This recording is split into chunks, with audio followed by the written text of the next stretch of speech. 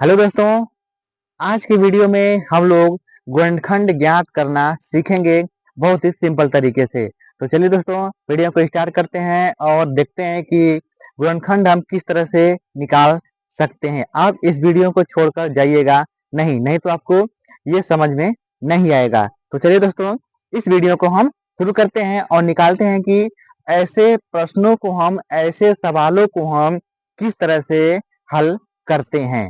ठीक है, तो चलिए देखिए।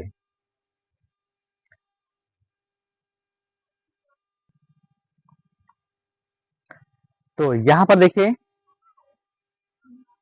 8, ठीक है, ये है 8 a² b plus 24 a b²। यानी इस सवाल को देखकर आप बिल्कुल डरिएगा नहीं। मैं आपको बहुत ही सिंपल तरीका बताऊंगा ऐसे सवालों को किस तरह से हल करते हैं। तो चलिए देखिए, यहाँ पर देखिए 8a² है, तो यहाँ पर चिन्ह नहीं है तो यहाँ पर आप गुणे के चिन्ह मान लेंगे। ठीक है, यहाँ पर नहीं है तो यहाँ पर भी गुणे के चिन्ह मान लेंगे। और 24 और a के बीच में कोई चिन्ह नहीं है तो यहाँ पर हम गुणे के चिन्ह मारेंगे, ये और यहाँ पर भी। सिर्फ ये आपको याद रखना है। ठीक है, अब देखिए इसके बाद क्या करना है।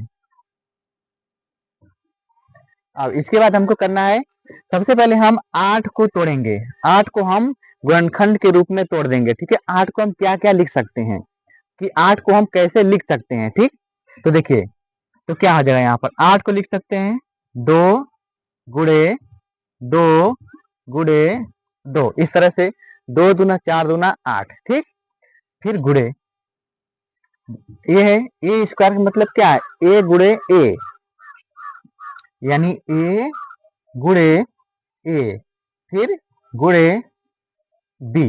ये हो गया, इतना एक हो गया। अब इसको तोड़ेंगे, बीच में देखिए प्लस चिन्ह है तो प्लस चिन्ह लगा देंगे। यहाँ पर हम बीच में प्लस है तो प्लस लगाएंगे। ठीक, ये बीच में क्या है, प्लस है। अब 24 को देखिए क्या लिख सकते हैं। 24 को हम क्या तोड़ेंगे, 24 को तोड़ेंगे सबसे पहले 2 गुणे 2 गुणे 2, कितना हो गया, 2 दूना 4 दूना 8, फिर गुणे 3। ठीक है, फिर गुणे a गुणे, अब देखिए b² है तो b गुणे b, तो b गुणे b, ये हो गया। ठीक है, उम्मीद करता हूं कि इतनी बात आपको समझ में आगे होगी। सबसे पहले इसको हम अलग अलग तोड़ देंगे। ठीक है, तो अब इसके बाद देखिए, देखेंगे कि इसमें कॉमन क्या है। कॉमन क्या है, मतलब जो दोनों में होगा। ठीक है, जो दोनों में होगा उसको हम, आइए सबसे पहले हम चिन्हित कर देते हैं।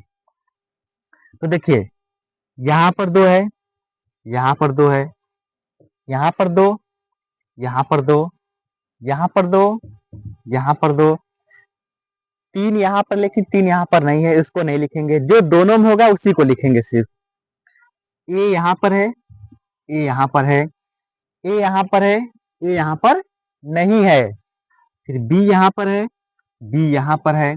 अब देखिए यहाँ, अब ये खत्म हो गया। अब इसके बाद यहाँ पर बी है तो इसमें बी नहीं है। तो अब जो जिसपे हम चिन्हित किए उसको हम अलग कर देंगे। ठीक है, इसको हम अलग कर देंगे एक साइड। तो क्या हो जाएगा, देखिए यहाँ पर हम अलग करते हैं तो ये हो गया 2 गुणे 2 गुणे 2। अब एक है गुणे ए और ये बी भी है। अब इसको हम ब्रैकेट में लिखेंगे। ठीक, अब जिसको कॉमन लिए है वो तो बाहर हो गया। ठीक है, देखिए इसमें से 2 बाहर हो गया, ये 2 बाहर हो गया, मतलब ये सब क्या है, एक कमरे में है और जो कॉमन है उसको हम कमरे से बाहर कर दिए हैं। ठीक है, तो ये बाहर हो गया, ये बाहर हो गया, ये बाहर हो गया, और ये ए भी बाहर हो गया और बी भी बाहर हो गया। अब कमरे के अंदर कौन बचा है, तो सिर्फ ए बचा है, यहाँ पर ए प्लस।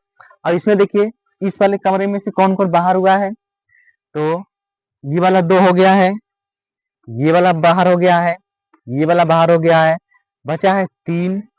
ठीक है, 3 बचा है, और यहाँ पर ये ये बाहर हो गया है और बी बाहर हो गया है। तो क्या बचा है, 3 गुणे बी, तो क्या हो जाएगा 3b।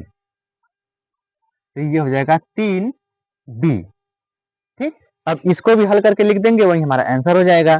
तो 2 दूना 4 दूना 8, 8 यहाँ पर हो गया 8 ए बी, ठीक, ब्रैकेट में ए प्लस 3b, तो ये हो गया, ये आपका आंसर हो जाएगा इस तरह से, ठीक है। तो इस तरह से हम गुणनखंड को हल करते हैं। चलिए एक और सवाल देखते हैं जो कि इससे थोड़ा सा कठिन है, लेकिन वो भी मैं आपको सरल तरीके से बताऊंगा।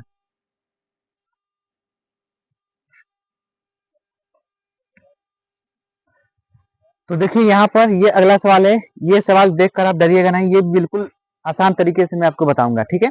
देखिए यहाँ पर है 18x³ plus 8x4 plus 12x2।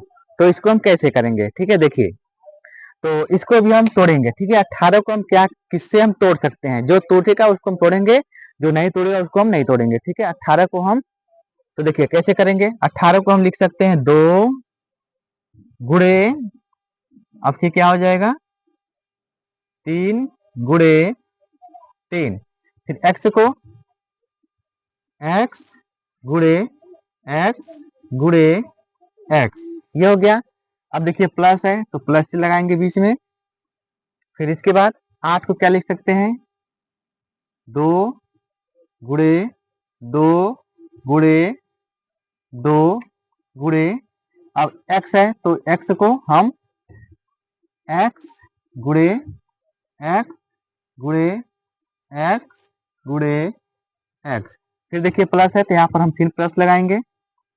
ये 12 को क्या लिखेंगे 2 गुणे 2 गुणे 3, ठीक, 2 2 4 3 12, फिर गुणे x गुणे x, ये हो गया। अब हमने इसको तोड़ दिया है, ठीक है। यहाँ पर जो प्लस है उसको हम बड़ा में कर देते हैं,